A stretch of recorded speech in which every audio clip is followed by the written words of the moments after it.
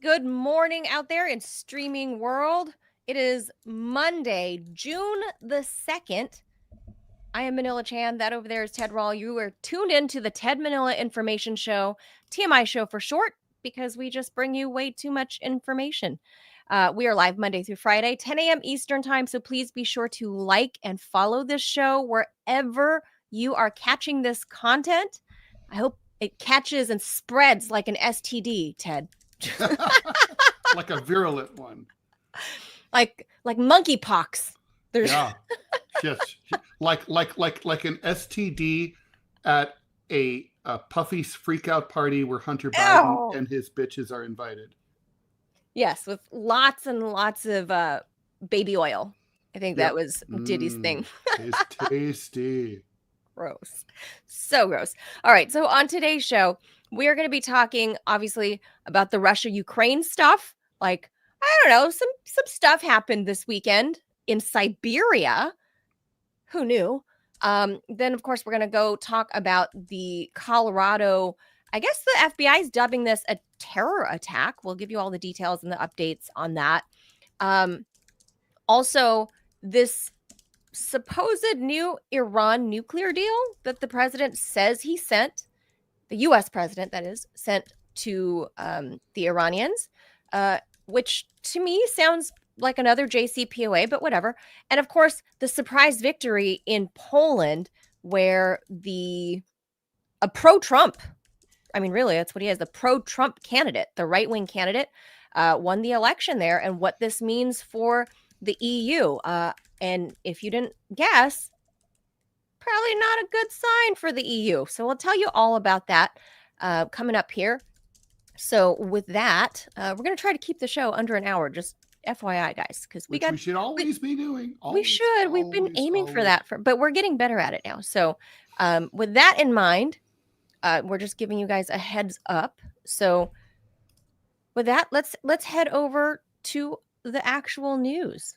So thank you guys for joining. Lots to come. Here we go. Manila, so the second round of peace talks between Russia and Ukraine begin today, even as we're speaking right now, going on in Istanbul with the Turkish government of Erdogan brokering those talks.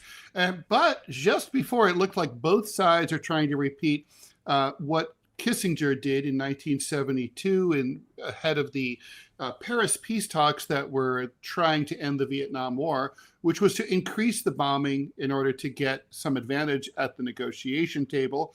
The Ukrainians intensified their drone attacks against the Russians, going deep into Russian territory, about 4,000 kilometers into Siberia, where they keep their giant doomsday planes, which are going to go up in the air if and when World War III starts, with drones. That's about 2,700 miles away from the Ukrainian border. The Ukrainians attacked civilian infrastructure, trains as well. And the Russians, of course, complained about this, which, of course, is not any surprise. Just a day before the talks, two bridges collapsed in Russia in the Kursk and Bryansk border regions, leading to at least 7 people being killed, dozens more injured. The Russians' investigative committee looked into it and, not shockingly concluded that this was caused by sabotage.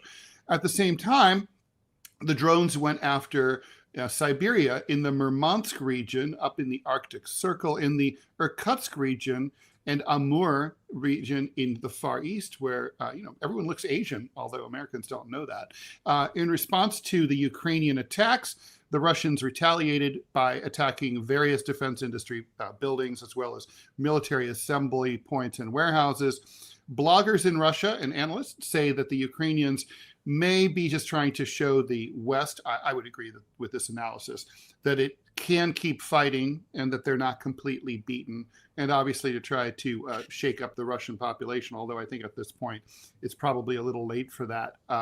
On Sunday, yesterday, the Russians, led by presidential aide Vladimir Medinsky, arrived in Istanbul. The Ukrainian team is headed by Defense Minister Rustem Umerov. Reuters says that the Ukrainians want a 30-day unconditional ceasefire, prisoners exchanges along the same lines as before, basically all the POWs would go back in the end. And the return of Ukrainian children from areas held by Russia, that's going to be a problem. Aiming for an eventual meeting between Putin and Zelensky. In the first round of talks in Istanbul back on May 16th, not much really happened, but 1,000 prisoners did get exchanged by both sides. Then they said, okay, when they left, they said, okay, each side is meant to draft their proposals for today. And the Ukrainians released theirs in public. The Russians obviously have theirs, but they haven't published it.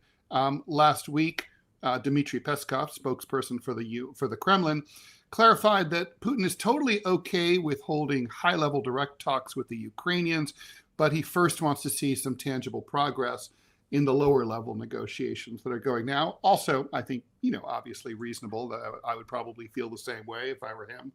So, but nobody's really expecting a lot to come out of this, Manila.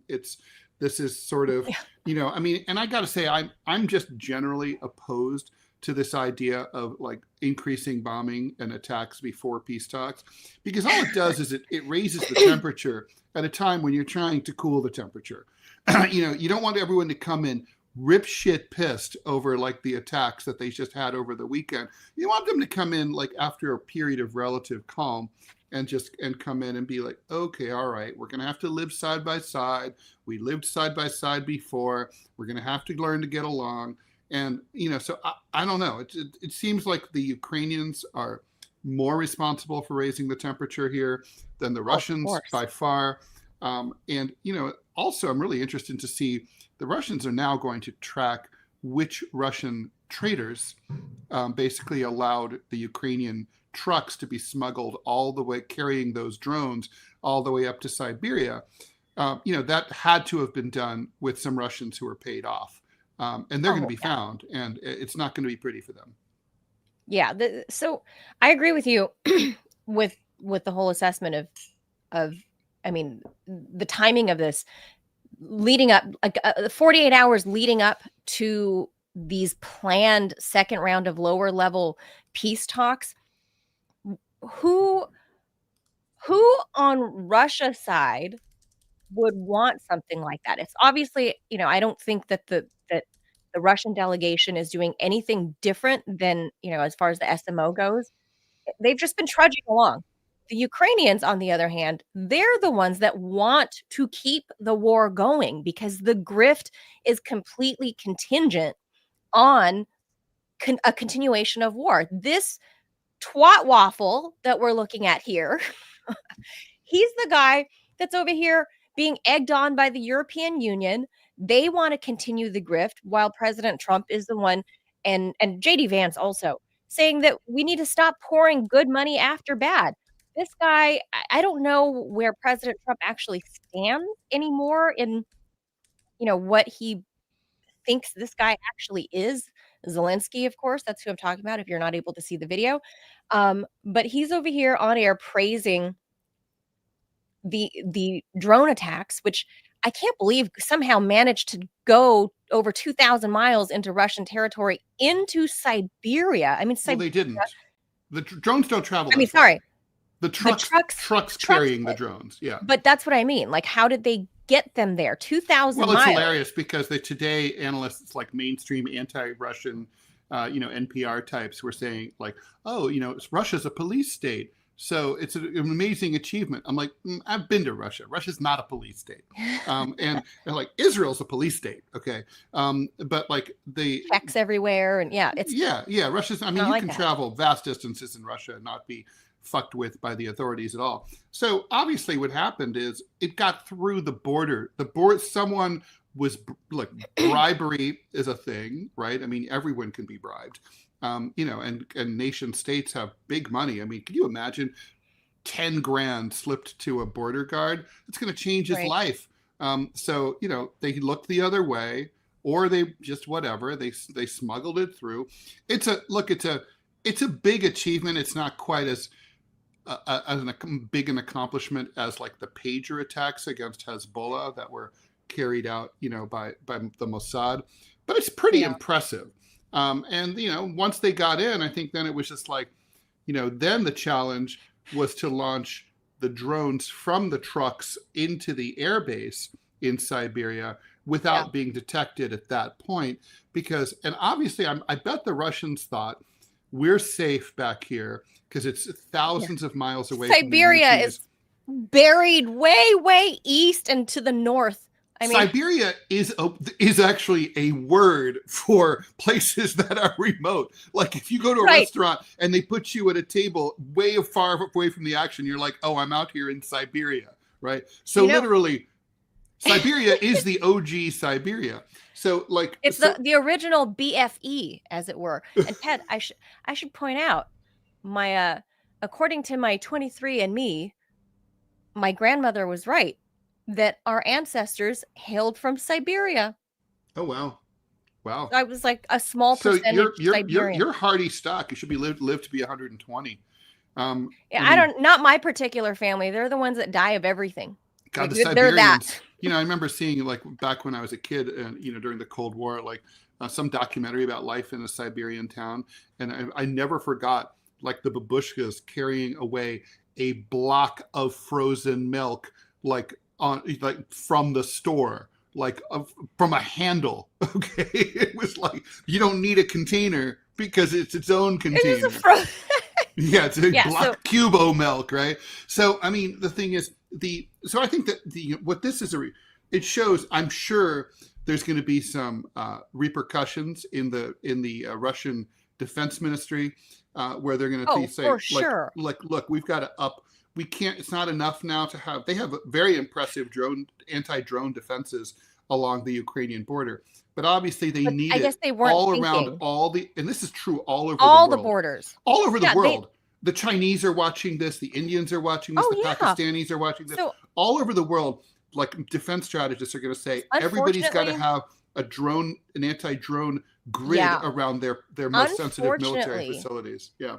This really showed one of the weaknesses in Russia that they figured, this is fucking Siberia. It's the middle of nowhere. No one's coming here. We're protected by distance. Right. Like you would think which has been the Russian mentality for forever. Because it's like if they were invaded, they just retreated and burned the earth behind them and just figured like you fuckers won't be able to live here and then we'll come back and kill you later. Right. Like this is our terrain. We know it. We can live through it. But this just shows and they have land to spare. Kind of an open border area. I did a Google Earth thing looking around the area and I'm kind of like, well, I mean, if you get past wherever that last checkpoint is, right? And you just can kind of drive, like you can just, that's it. Like you're free to go. Like as long as you get past that one border check, wherever that is, it's a free for all. And that's right. It was just incredible, vast territory to look at on Google Earth. Any modern country, which Russia is, think how many trucks there are on the road, right? In anywhere. There's trucks everywhere. At any given time, right. There's thousands, tens of thousands, hundreds of thousands of trucks. I mean, they can't all be checked. So, I mean, this is, I don't think this is particularly a Russian weakness. This is an everybody weakness. This attack could have attacked my Wright-Patterson Air Force Base in my hometown. It could have been any country. It could attack a military base in China. It doesn't matter. They're all going to have these like electronic grids that the Russians do have along the border. They have that around the Kremlin, actually. They say that. That's why those little drones get sizzled out and they just fall out of the air. Yeah, they're basically they're kind of like the bug zappers, right? Yeah, they fall out. Well, I want to touch briefly, Ted, before we switch topics on the Istanbul talks, though.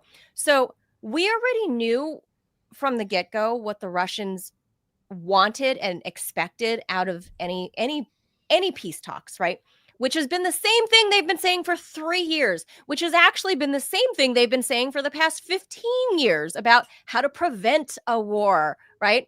Here's a couple of things that we need in order to secure peace between, Ukraine and Russia. We need, our red line is no NATO for Ukraine and blah, blah, blah. Fast forward to 2022. Same thing when the war started. Same thing. They're like, no NATO for Ukraine. Stop bombing the eastern portion of the Donbass. All the same thing. They've been saying the same thing for effectively 18 years and nobody's been listening, right? Nothing's changed. So I don't know at what point the Russians decide they're not fucking listening, so we're going to have to speak up louder with some of these Oreshnik fucking hypersonic missiles, or speak up louder with some other, with the Satan II hypersonic missile. I don't know if that's what it's going to take. I hope not. But interestingly, after the Ukrainians did this drone attack, they are suddenly feeling emboldened that now they're adding shit to the list that they're demanding out of Russia. They're like, every inch of Ukrainian soil, including Crimea. And now they're adding these kids to the list, which is a load of bullshit, because the vast majority of the kids were from Donbass. They were shipped away into safety. That was the whole point. And the vast majority of them had family within Russian borders. And that's where the kids are, with their actual relatives, like aunts, uncles, cousins, whatever. The vast majority of, I think it was 3,000 kids or something. The vast majority of those kids are actually with family members on the Russian side of the border. That's really what it is. Yeah. What Ukraine is demanding them back for, Ted, is so they can fucking be cannon fodder. So the Ukrainians can kidnap them, everyone 15 and over, so they can kidnap them. Or hold them hostage. Effectively holding them hostage. I mean, what it's basically 15 like. 15 and over. They're ready to play you. And I can't believe Russia's okay. They're not great at messaging it to the West. I don't know why. It's their biggest weakness. They're not good at telling their story, right? But it's a good story to tell. The best I would tell. They can only do it long form. Free advice to the Russian Foreign Ministry. This is like the kinder transport during World War II, where Jewish children were, before the German advance into countries like France, their parents said, okay, we can save the kids, and they put them on trains and sent them to England and places out of reach of the invading Nazi army. That's what it was. They weren't it wasn't like the Brits kidnapped these Jewish children. Okay, they were keeping them away from the Germans and away from the Nazis. In this case, the kids were being kept away from a war zone where they could be attacked anytime, and had been shelled for years. And then on top of that, they were worried that what if the Ukrainians advanced and took over those territories and then hurt them. So, so basically the parents sent them away to stay with their relatives in Russia proper. Worse. It's not they make it out like it's this nefarious child stealing thing that Russia did. That's just bullshit. That didn't happen. Right. Because the Russians, all they want is extra, abandoned orphan children. That's obviously because they have plenty of those. Okay. So they don't need more. It's like land. Russia's always being told they're trying, what's next? They're going to try to be stealing LNG from someone. They don't need LNG. They've got plenty of it. They got plenty of orphan children of their own. They don't need more. What are they going to be stealing? Caspian Sea sturgeons? They have those too. This is so stupid.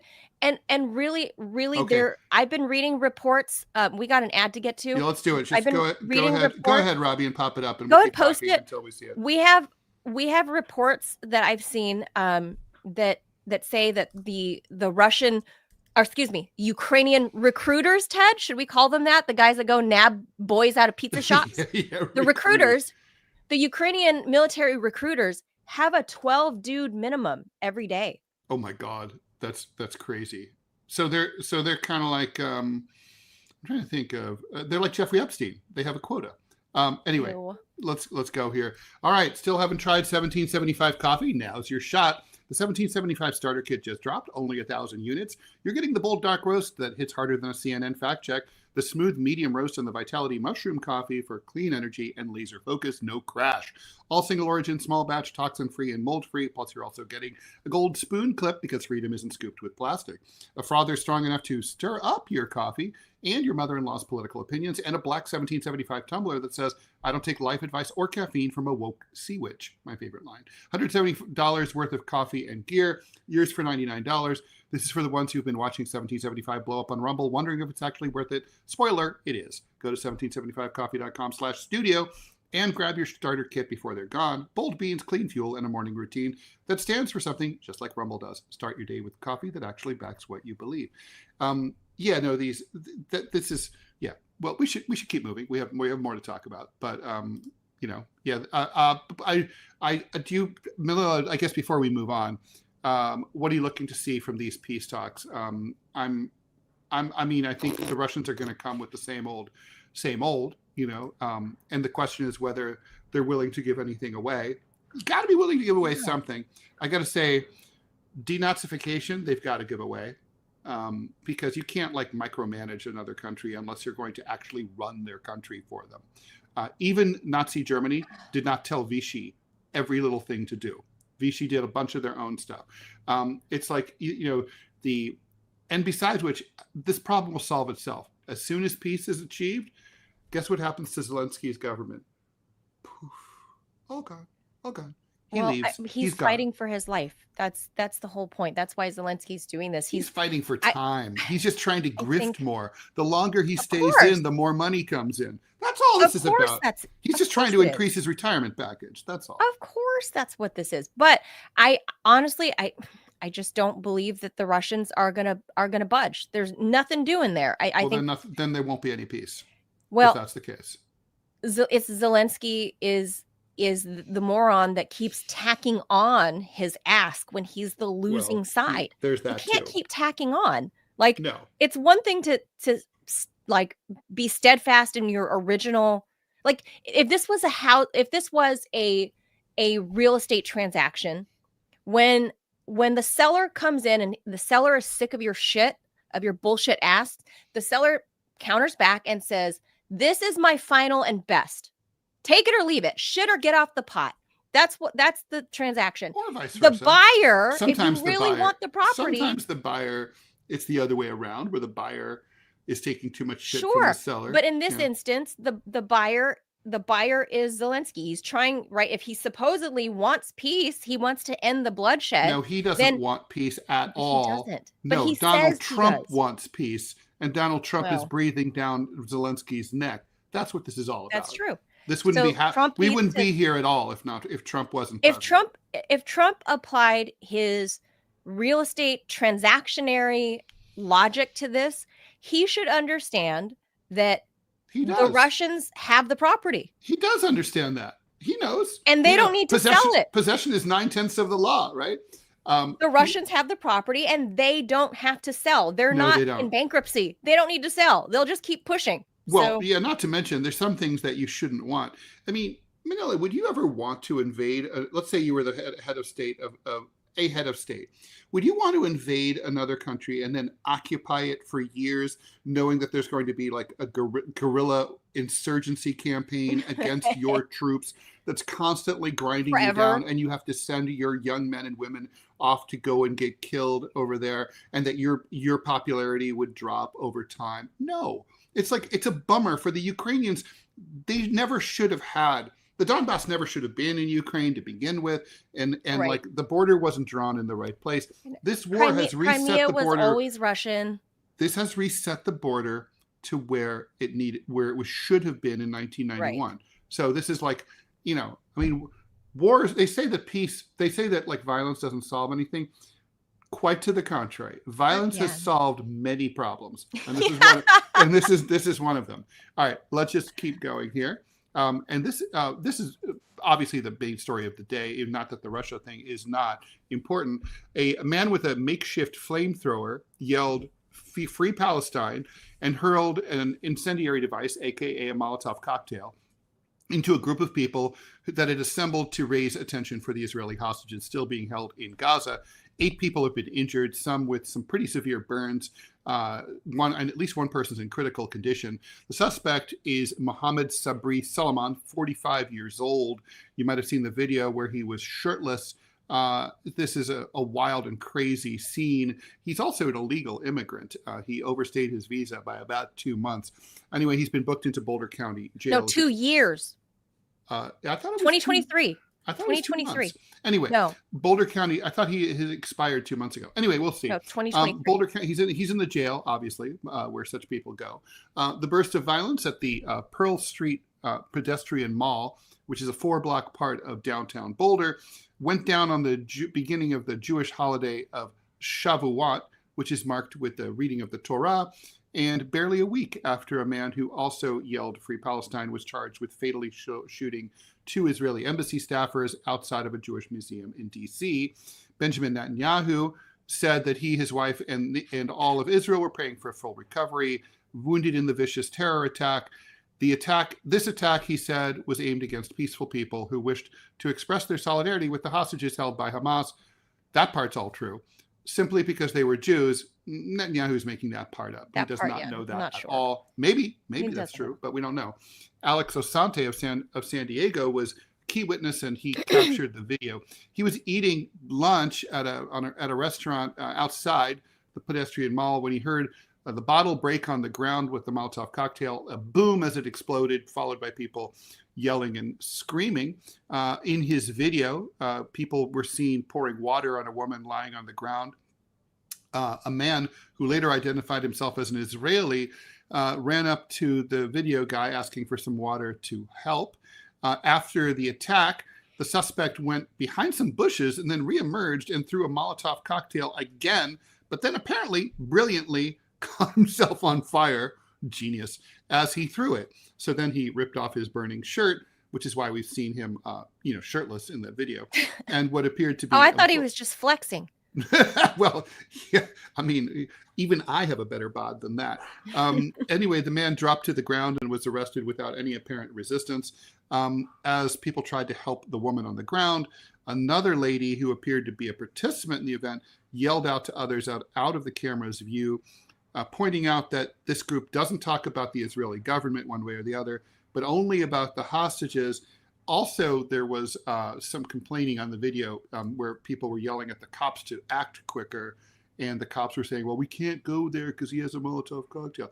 In terms of the improvised flamethrower, they looked like 2 Windex bottles with some kind of accelerant in them. I don't know what, we don't know. It was a clear liquid. So I don't know if it was gas or what it was, but anyway, could be any number of things. You could, I've tested this out myself, Ted, when I was in my misadventures in the 80s, when you're a kid. We didn't have iPads back then, but we had a lot of Aquanet. There's a lot of Aquanet hairspray laying around my house in the 80s, and lighters because everybody smoked. Aquanet was probably issued by the government as it was so makeshift flamethrower, whoosh, and stick a lighter under it, and whoosh. I mean, really?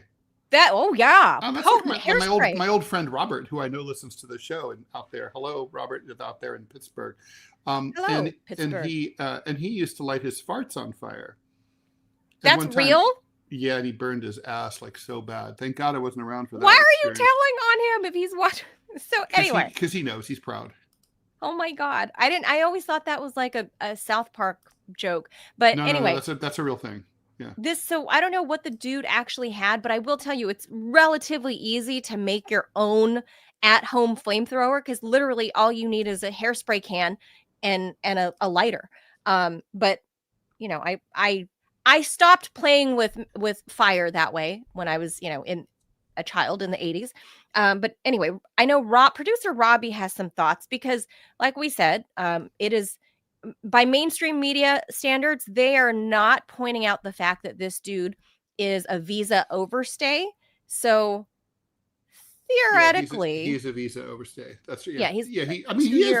By definition, he's not really an illegal immigrant. Not really the right word, but he has illegal status in the United States. Right. If you're overstaying by 2 years, I think you have decided you're going to try to live here, Ted. I think clearly. That's pretty Clearly. obviously. So I'm gonna pop Robbie on there too, because I know Robbie's got some thoughts. So producer Robbie, I'll let you weigh in on this because obviously. First and foremost, my thoughts on this, that is a shit ass thing to do to any people that are protesting. I don't care if they're pro-Palestine or pro-Israel, pro whatever the hell. I don't care if it's the KKK. I think everybody has the right to peacefully gather and voice their opinions in public, peacefully protest. I don't know. I guess this is like a weekly gathering is what I read in Boulder, Colorado by some of these they're little old Jewish ladies. Yeah, they're old. Yeah. They're in their 60s, 70s, and 80s. Yeah. Oh my God, they're little old Jewish grandmas that are But I have to literally admit, okay, calling for before the release of the and Robbie, I want to hear your opinion about this too. I've seen these people in New York too, like peacefully protesting, totally doing nothing wrong, First Amendment rights. But I have to admit, I don't understand the free the hostages movement. I mean, when you're protesting someone, you're usually asking for someone to do something. Well, Yeah. who's the who? Who? I mean, okay, so Hamas is holding the hostages, but are they protesting Hamas, saying like, hey, bad Hamas, please release the hostages? Or are they protesting the Israeli government for bombing the place where the hostages are being held, thus reducing the chance of them being released? They're not clear. They don't say, hey, Hamas assholes, or hey, Bibi asshole. They're just sort of like, release the hostages. Who? God? Clovis? I mean, it literally is. It's a completely incoherent political movement. Well, as far as who they're protesting, I don't know, because like you said, I mean, there's no information about it. I mean, protesting Hamas isn't going to do you any good in Colorado. I mean, Or Hamas, Hamas protesting hostage taking. Hostage taking is bad. No, what's the point? Protesting Bibi while you're in Boulder, Colorado probably doesn't matter. If you're going to do that, you need to go to Israel and actually protest where it actually will make a difference. I don't know this, but they're probably protesting the American government for the American government to get involved, maybe try and push it for a better deal, somehow intervene. What that looks like, I don't know. It's just all kind of up in the air. But I will tell y'all, this Egyptian dude, he has done more to hurt the Free Palestine movement than AIPAC ever could. Yeah. Because, I mean, it is an act of terrorism. It was an act of at least attempted murder. It could become murder. We don't know yet. Yeah, that's true. And so what he's doing is that he's playing into the hands of the Ben Shapiros and the Ricky Fines down in Florida. He has done more damage, if he really was a part of the Free Palestine movement, than any of those talking head idiots could have ever possibly done. Do not attack peaceful civilians. It's a rule. No. My grandfather killed more Germans and Vichy traitors than he could count, well into the three digits. But he, the thing is, they had a rule, right? Like, let's say, like, oh, there's a high-ranking SS officer eating in a cafe. We could grenade him. Yeah, but we might also take out like innocent Frenchmen who are just having, having a coffee or a waiter, and they'd be like, well, we can't do that. We have to wait till we can get him by himself. Because we don't want to, we don't believe in to break an omelet, to make an omelet, you have to break a few eggs. In this case, you're only breaking eggs, right? I mean, it's not like they were good. If this guy had attacked like a high-ranking IDF general, that's a legitimate military target of resistance. And but that's not what happened here. This is going after some little old Jewish grandmas. Like this. We're sad that hostages are being held, which we all are. Yeah, I mean, it's just, it's just like I said. I mean, he has done more harm, and people who watch on YouTube who don't know me, I mean, they're probably surprised. I'm not a Zionist. I'm actually very pro-Palestinian, not pro-Hamas. Who would be, right? There's a difference. But I mean, I oppose the genocide, so I speak up against it. And this Hamas guy has never been more popular there in Gaza because for all of their faults as radical Islamists, they busted a move, right? Everyone else they did. Well, they are the resistance. They're making shit happen. That counts. Well, the Klan back in the 1860s, after the war between the states, was incredibly popular before it went all crazy, went all racial, because it was a guerrilla war against the occupying Union Army. So it had a ton of support. The werewolf movement in Germany is the same thing. Insurrections happen because you're resisting an occupation. I mean, by definition, you can't have an insurgency if you're not being occupied. So, although the werewolf there's that kind of fizzled, right? It wasn't that like big a deal. Yeah, well, I mean, I guess that's one of the big things, though, is Germany and Japan were both completely deleted as functional societies and civilizations. So if you're going to rebuild a people from the ground up, you've got to first just erase them. Yeah. So there is that. Grant, for all of his faults, he didn't try to erase the South. He tried to occupy it, and that is a different thing. You have to go. No, you We're got to go gonna see- Mongolian style for that to work. We're going to see, sorry to interrupt there, Robbie. We're going to see more copycats, I'm afraid, right? I mean, for sure. This was a copycat act. No, this we're going had to see. To have been inspired by the shooting, the embassy shooting in DC, yeah, because of the fact that he said exactly the same thing. Well, had to have another been thing we inspired. should point out, another thing that this harms, this Egyptian guy harms, is the whole immigration argument. He just highlights like, Well, he by made the- my like, case for me. dude, exactly, that the far right or the very conservatives like Robbie, and obviously I don't call Robbie a neocon because he's not pro-war. That's a mainstay qualification if you want to be a neocon. Robbie is not a neocon. He's a very, very conservative Christian. But this Egyptian man, his actual fucking immigration status, like, before you do something stupid, people, You're saying you need to get your immigration status right before you try to murder 8 innocent people? check your status. I mean, seriously, like, if you're going to do something dumb, like that's going to make national and international headlines, can you also not demonize every other immigrant that's here? Like, let's say the quiet part out loud, though. I mean, look, I don't know anything about this guy, but I'm going to assume that he's not quite right psychologically, because you probably wouldn't do something like that if you were. I think you're just pissed off. I mean, if you're smart enough to come over, and that picture that this house showed, I mean, there is nothing that encapsulates the ineptitude of the American Democratic Party. Then you have an illegal Muslim immigrant firebomb old Jewish ladies in front of a tranny flag in Colorado. I mean, let's just unpack that first and foremost. The optics are amazing. We have some YouTube viewers saying false flag, that this is, because of the optics. But I don't think so. I don't think so either. I think what this is. I think that what this is that this guy was pissed. I mean, this is the first genocide that we have actually been able to see happen in relatively real time because of people with cell phones and stuff. And he's Egyptian, so obviously for him this is very personal. Oh, very much so. It's right next door. No, then you have the Israelis trying to push the Gazans into Egypt, which is where this guy is from. Right. And if you're a Muslim, I mean, the concept of the Ummah is a very real thing of the Islamic nation. Mm-hmm. And then you have a lot of your Arab, your Muslim governments they're too pussyfoot to stand up. You're going to see more of this. And what that's going to happen is that it's going to spiral. And I guarantee y'all, mark my words, I'm not advocating for this, YouTube, but I'm going to tell y'all right now, I think what's going to happen is that you're going to have some right-wing nut jobs that are going to a mosque, or you're going to start having retaliation attacks. And this is not going to end well. That. But I mean, there's a certain Luigi factor here too, right? I mean, so basically I think there's a sense when, this is my theory, you guys shoot it down, when there's no real left, the subject of my new book, which you can buy on Amazon, everywhere else.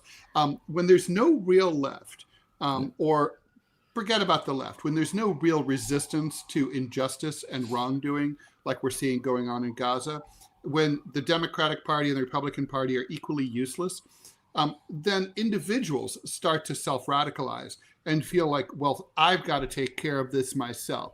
I can't join an organization because there is none. I can't attend a protest or a well-organized protest movement. Again, there is none.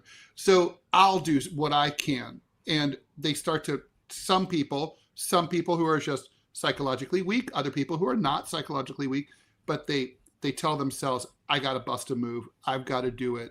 And some of them are crazy and some of them are not. It's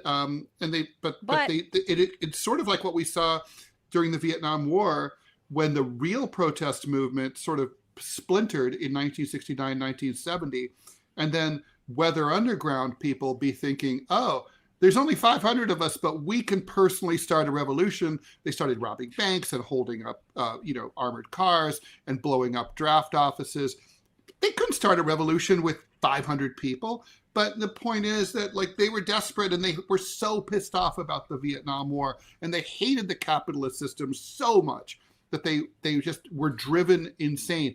This is the mistake that capitalism makes when they don't allow an outlet for legitimate protest. Well, it's It's worse than that, because it's not a case of the organizations being useless. It's a case of both political parties actively supporting it. Well, that's so. If they were useless, that would be one thing. That would be in this case, improvement. they are both enabling this. Yeah. And so, as a creature of the right, this really reminds me more of the attacks we used to see on abortion clinics. Because you have the Republicans saying, we're pro-life, we're going to shut this down. They never do. You have the Democrats outside supporting and actually celebrating the murder of unborn children. Well, we just had that guy in Riverside County in California, the guy that blew up the fertility clinic because he was anti-natalist. Yeah. Well, how many embryos? He's so pro-abortion. Yeah. Well, how many embryos you have to kill to make a viable one, right? So, but to kind of get back to my point, is that when people think that that you have no recourse, and if you are just that radicalized, I will be the avenging hand of God, I will do this myself because God works too slow. That's what this is. Well, last thing I just want to say that it's not, there are a lot of things, not because I believe everything is a false flag, but some things are or can be. And just pointing out the whole optics, like Robbie so adeptly pointed out, the optics of the LGBTQAI ABCDEFG flag that's posted up there next. I mean, just look at this visual right there with the American flag, the shirtless Egyptian dude talking to a cop, pointing at one of the protest organizers, the guy in the red shirt. If you can see in the background there, in the foreground of the video, the shaved head guy with the red shirt, he's the organizer. There's a cop in between. And the Egyptian dude is right there shirtless with a cop standing there. And somehow he goes down without any kind of violent tussle or anything, right? Well, he didn't want to die.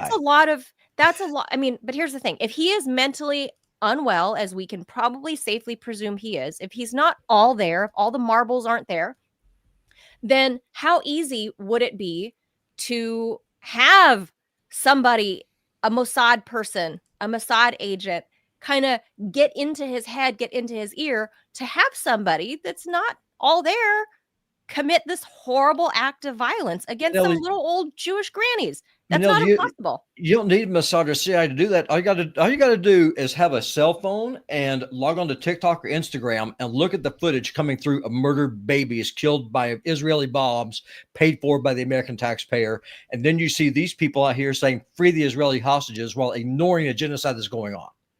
There is nothing that will piss you off more than that.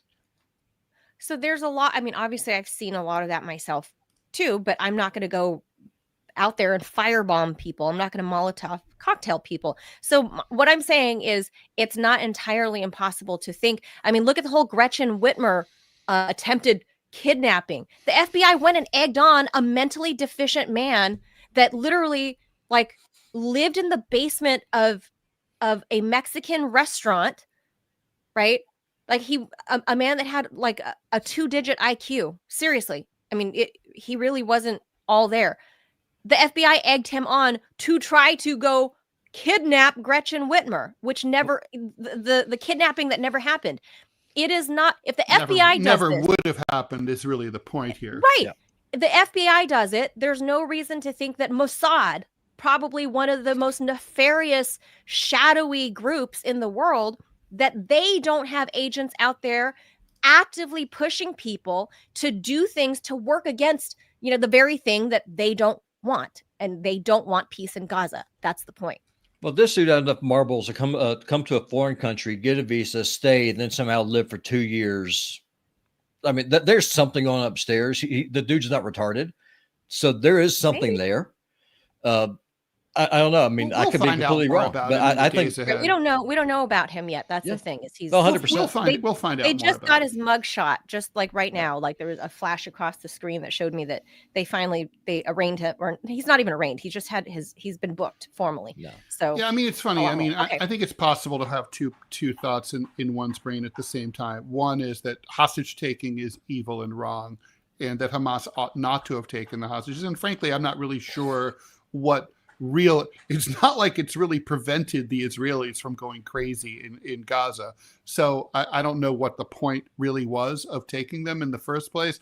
But And also to say that what Israel is doing in Gaza is evil and disgusting and Sure. should be opposed by anybody who has an ounce of morality. I mean, they're both wrong. But I take Robbie's point. I mean, I think it's like, you when I see those hostage posters, these posters are not calling for peace. Or for everybody to come home, or hell, what about all the thousands, tens of thousands of Palestinian hostages being held by the Israelis and tortured every single day in their gulags? Oh, they don't matter. Those aren't hostages. So they don't call matter. them prisoners. but they're not charged with any crime. Doesn't they have matter. no due they process. call them prisoners. So anyway, the point is that you see those and you kind of like, it's a dog whistle. It's kind of like, care about our people, the Israelis, don't care about them. That's what it is. It's like, it's what's not being said that's said so loudly. That's the problem. If this is any other group of people or any other nation on the planet, the media would call it what it is, which is racism and the superiority complex. It is what it is. Agreed. We're We're running done. low on time. We Yep. should keep going here. Thank you, Bye-bye. Robbie. Robbie, as always, a pleasure. Okay, so the Trump administration confirmed that it has sent a new nuclear deal proposal to Iran. No details have been released yet. That comes after a UN watchdog report was leaked over the weekend that determined that Iran had conducted secret uranium enrichment activities in 3 previously undisclosed facilities: Lavasan-Shian, Varaman, and Turkuzabad. I hope I pronounced that right. The report also determined that Iran has 400 kilograms of uranium at a 60% purity. That's significantly above the levels needed for civilian purposes, and enough for 10 nuclear weapons if enriched to 90%, something that could take less than 2 weeks. But then the bomb itself would take many months to build. The IAEA, the International Atomic Energy Agency, which is in charge of monitoring countries like Iran since the early 2000s, did not find any evidence that Iran's program has slowed at all since restarting negotiations with the U.S. in April. Instead, Iran's stockpile has amassed the equivalent of 1 nuclear weapon per month for the last 3 months. I don't know. I don't exactly see that as like a gotcha moment. I mean, if you don't have an agreement, you don't have an agreement, and you're not bound to do anything different. The U.S., the U.K., France, and Germany are all expected to refer the IAEA report to the UN Security Council. Israel has threatened to attack Iran's nuclear facilities if the U.S. negotiations with Iran fail. I don't know. I mean, it's like I could definitely see, kind of like I was saying about the Russia-Ukrainian negotiations. It's always good to sort of demonstrate some good behavior during your peace talks, but this is not quite the same, right? Iran's worried that it's going to get bombed by Israel, and they might be thinking we better enrich as much as we can while we can. Yeah, I'm a firm believer, one, in national sovereignty for any country. I don't care who they are. I think they should have their sovereignty, and part of the way to secure sovereignty is any kind of deterrent that you can get. And so if nukes are it, I'm not even a proponent of nuclear weapons in general. No, but the fact is they exist. The fact is they exist. People have their hands on them, Israel being one of them as well. That's like the one that people never seem to talk about. But Israel has them. China has them. We have them. So North Korea has them, right? So, I mean, a couple of them. But still, if the no-cos didn't have them, they would have been absorbed into South Korea by now at this point, right? It's the fact that they do have them that keeps the invaders at bay. So for me, I mean, I'm again not a proponent of nuclear weapons, but you would be a fool to say that they don't act as a really, really good deterrent in order to keep your sovereignty safe from outside would-be invaders. So I think, honestly, I mean, America had its shot with the JCPOA, whether we liked it or not, whether Trump liked it or not. So what he did is, he ripped that apart in, what was it, 2018? No, maybe earlier, 17, when he tore that apart. And now it's boomeranging back and coming around to bite him in the ass. But at the same time, I gotta say, I think a part somewhere deep inside Trump's little cold Grinch heart is that he's kind of happy that Israel is pissed off about this. I really do think somewhere in there he's kind of like, yeah, take that, Bibi, because he can't personally openly, excoriate Bibi, right? No. So in a way, Iran's kind of doing this for him, and he's kind of like, hee hee. But that's the third rail that Trump cannot touch. So the fact that Iran's doing this, and whatever, fine. I think a part of him is kind of like, hee hee hee. Indeed. All right. And conservative candidate Carol Nawrocki. Is that it? Nawrocki? I don't know. Anyway, was elected president of Poland in a runoff vote that took place yesterday. He narrowly defeated centrist pro-EU Warsaw Mayor Rafał Trzaskowski. According to the National Election Commission, Nawrocki secured 5.9% of the vote, while the other guy with the long T name garnered 49%. Turnout was about 71%. That's among the highest in recent elections. Trzaskowski performed strongly in the big cities. Nawrocki did better in the rural areas and among older voters, which is exactly what you would expect in any country, the urban-rural divide between left and right. Nawrocki, backed by the opposition Law and Justice Party, ran on a platform of Catholic values, greater national sovereignty, and rebalancing Poland's relationship with the EU. He leads something called the Institute of National Remembrance, a state-sponsored research center responsible for promoting Polish history and investigating crimes committed in Poland during the Nazi occupation and the Soviet period. Nawrocki met with Trump at the White House last month. President Trump said, "You will win," he later told Polish media. According to Reuters, Trzaskowski is a senior figure in Donald Tusk's Civic Coalition. He's the prime minister there, or I think it's pronounced Tusk. Anyway, he campaigned on strengthening ties with the EU, advancing judicial reforms, easing abortion, and allowing civil partnerships for LGBTQ people. So interesting kind of election result. Kind of follows the expansion of the right in Europe. I think that's mostly a Eurosceptic reaction that's been going on. Sure. The EU has gotten too big for its britches, and a lot of people across the continent are just not pleased with it. Unfortunately, the left has been foolishly associating itself with globalists instead of nationalist movements. And that's always been a mistake historically, and that's a mistake that they're doing now. The EU interfered in the Romanian elections, which should have gone to I forget his name, the conservative dude in Romania back in December. They canceled it. They canceled him. They completely canceled the guy and started over. And then it was like, oh yeah, we don't like the results, so we're canceling this entire election. Because the Russians did like social media posts. Yeah. That was interfering. We've heard that before. That was interfering in the Romanian election. The United States government would never use social media at all. No. In politics. Joe Biden would never hire a whole team of social media influencers that Ted wants to put on an island and nuke. True. Israel. We can be friends still if you do this for me.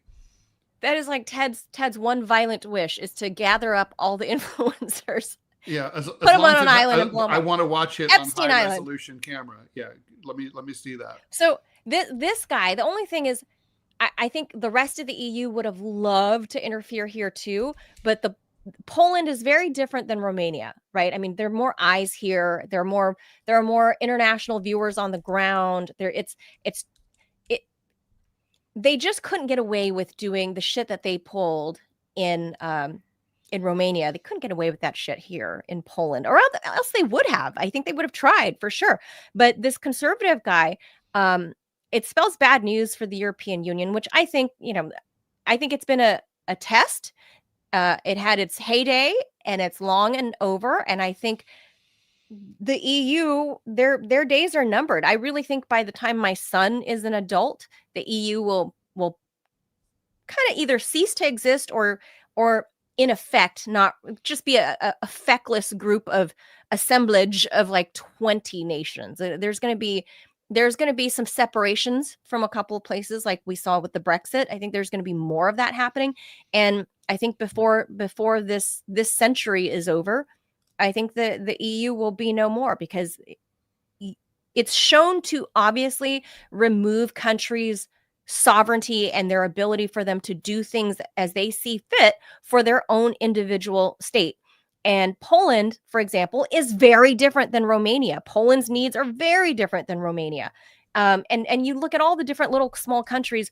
I think this spells a looming future disaster for the EU.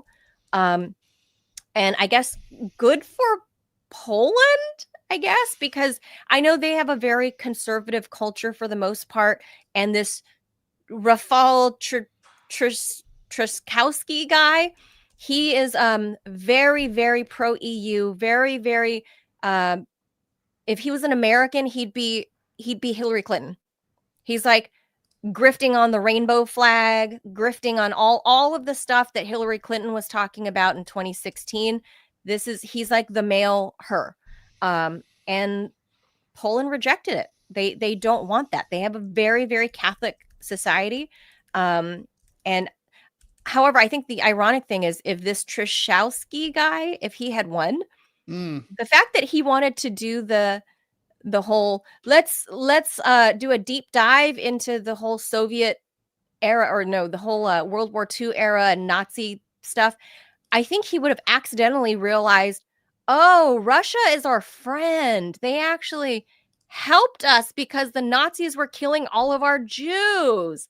Well, but don't forget, I mean, it is true that at the beginning, the Poles don't like the Russians because, like basically Poland's one of those countries, like nothing personal. Everyone's just passing through all the time. And it's like a hallway. And if it's not the Germans, it's the fucking Russians.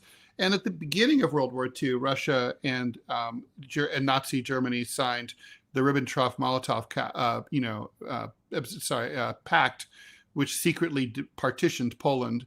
And the Poles remember that. They're like, the fucking Soviets invaded us, occupied half of our country. And carried out, don't forget, they carried out, the Soviets massacred Polish military officers in the Katyn forest. So, Poles be not liking Russians, historical reasons.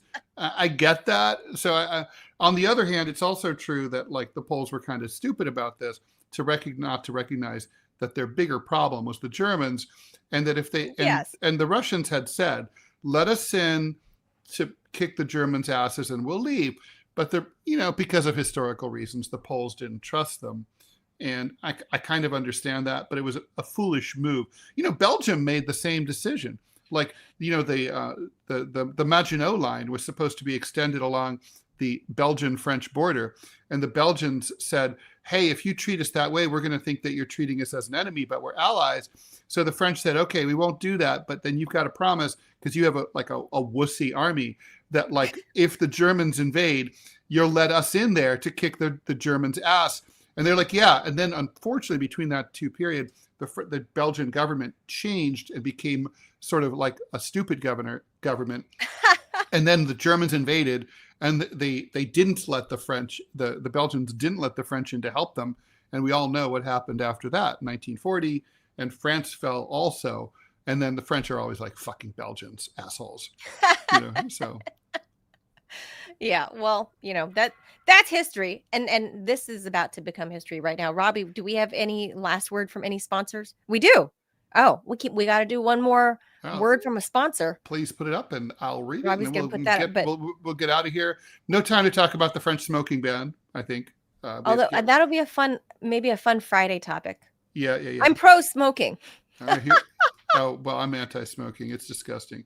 If you're looking for a great place online for news, discussion, and entertainment, then check out Truth Social, Donald Trump's social media website. You may have heard of it. You'll get breaking news stories and commentary from top media figures. If you want to see Trump's legendary Truth Social posts, then get on Truth Social today. I'm on Truth Social. Join a growing community of patriots on a free speech platform designed to avoid censorship and cancellation by big tech. Make your voice heard. Join the movement. Join Truth Social. All right. So that's that. That's going to do it for us for this Monday, June the 2nd, 6 months into it's not a new year anymore, Ted. Halfway over. We're just about Almost halfway over. over. We still have- Almost to Christmas already. Oh, sorry. There's another line. There's one more that we're missing. Another INE. What's that? Ine. I love my Ine. We got another one. Robbie says we got another one. Oh, we lost it. It's gone. Okay, never mind. It's gone. All right. Thanks. Oh, and and Manila and I, we're going to be recording a new Rumble Premium episode. I don't know when we're releasing that. We're doing probably the end of this week. We're recording it next, and then so we're trying to figure out if we should Let's do dump this it like on Thursday or Saturday. Those are big. Thursday. Those are I think big Thursdays. days. Mm-hmm. Oh, that's true. Saturday. I don't know. What do you guys think? It's weird because you and I, we grew up in an era when Saturday was a news desert. Yes. And governments still act that way and still will do the Friday night news dump for that reason. But on YouTube and Rumble, Saturdays and Sundays are big days. I don't know. Well, since this is a Rumble Premium exclusive, we should ask the Rumble Room. Rumble Room, we're talking to you. What day? Only if you're into the premium and you're subscribing. Otherwise, we're not interested in your fucking opinion. But generally speaking, because this is a Rumble thing and the Rumblers are the ones who, this is for, what day is the best day for us to release our Rumble Premium content? What is it? Friday night, Thursday night, Friday night, Saturday night? You can watch or listen anytime you want, but if you want to comment and be part of the But I think there is a dearth of new content, but I don't know what day that falls on. So no, I mean, I looked into this. So Wednesday and Thursday evenings are a good time, and also Saturday and Sundays during the day or evening is also a good time. Okay. Friday's kind of dead. Monday and Tuesday are really dead. Monday and Tuesday? Dead as dog. But I thought everybody had a live show on Mondays and Tuesdays. Not if you're smart. No one's on the air. No one's watching. Really? Yeah, Monday's the new Saturday. Really? Okay. Yeah. Well, we're obviously asking you guys for input because this is a Rumble thing. So the Rumblers, let us know the best day for us to drop our new Rumble Premium only content. Oh, and also let us know, YouTube and Rumblers, premium or non, which do you like better? Do you like the hard news analysis, or do you like the more fun, like random ass topics, weird random science, pop culture, whatever topics? Inbox us too. It's right there on the screen. TMI Show question, one singular, TMI Show question at yahoo.com. Give us your comment or drop it in the comments. Drop whatever. Let us know your opinion. What days are the best days to drop the premium content on Rumble? And what topics do you guys prefer for even the live show? Like, do you prefer that we do a lot of hard news like we did today, like serious stuff? Or do you guys think we should sprinkle in a full episode of random ass off the beaten path news that are science, that are relationships, that are whatever? Let us know your comments. Because Ted and I, we really do, and Robbie too, we all have a vast range of interests, and we would love to cover everything. But we just don't obviously have that kind of time. So we're trying to figure out how to compartmentalize it and when to show it to you. As the Kinks would say, we want to give the people what they want. So there's that. So a lot of ways to contact us. Thank you for tuning in. We'll see you again here tomorrow, 10 a.m. Eastern. Adios, amigos. Thanks for being here. Bye, Mel. I'll see you in 24 minutes. See you in a few.